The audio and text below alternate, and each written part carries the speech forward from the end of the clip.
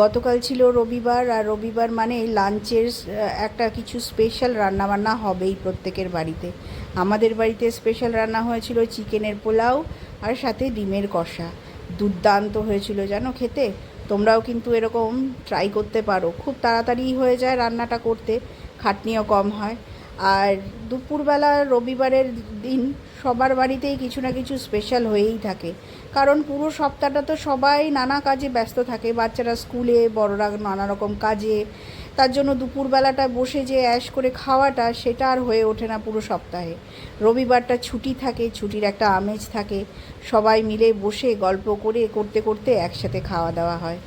দুপুরবেলা খাওয়া দাওয়ার পরে একটু রেস্ট নিয়ে তারপর সন্ধেবেলা চলে এসেছিলাম আমাদের মেদিনীপুরের বিধাননগর মাঠে। এখানেই জগন্নাথের মাসির বাড়ি করা হয়েছে।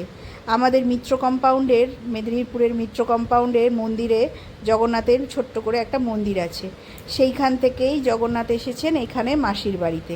এই যে মাঠটা দেখছো না, এই মাঠটাতে কিন্তু খুব বড় করে দুর্গা পুজো হয়। যখন এবার দুর্গা পুজো হবে, যদি আসি আমি পুজো দেখতে, ঠাকুর দেখতে, তখন কিন্তু অবশ্যই তোমাদের সাথে শেয়ার করব।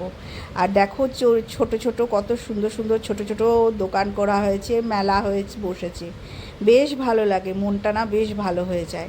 রাত্রেবেলা আমি এদিকে একটুখানি করে নিচ্ছি ফিল্টার কফি, কারণ কারণ হচ্ছে রাত্রেবেলা তো একটু জাগতে হবে, সেটা হচ্ছে ওয়ার্ল্ড কাপ ফাইনাল আছে ফুটবলের, তো সেটা তো দেখতেই হবে।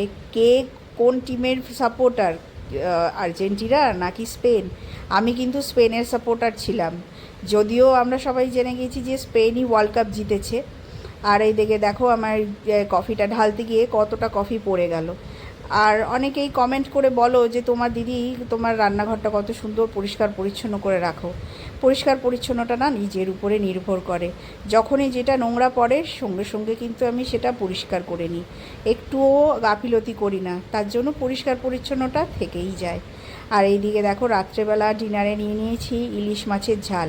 এই ইলিশ মাছটি পাঠিয়েছে আমার জেঠি শাশুড়ি, আমরা ওনাকে বড় মা বলি, ওনার বয়স প্রায় 82। উনি নিজের হাতে রান্না করে আমাদের, যেহেতু আমরা ভালোবাসি ইলিশ মাছ খেতে, এরকম আমাদের জন্য ইলিশ মাছ পাঠিয়েছে। দুর্দান্ত রান্না করে জানো, যে জেঠিমার রান্না আর হাতের রান্না অপূর্ব। তবে বয়সের জন্য করতে পারে না, কিন্তু এই যে ইলিশ মাছটা করেছে কি অপূর্ব খেতে, তোমাদের বলে বোঝাতে পারবো না। তো চলো, এই ভিডিওটা কেমন লাগলো অবশ্যই কমেন্ট করে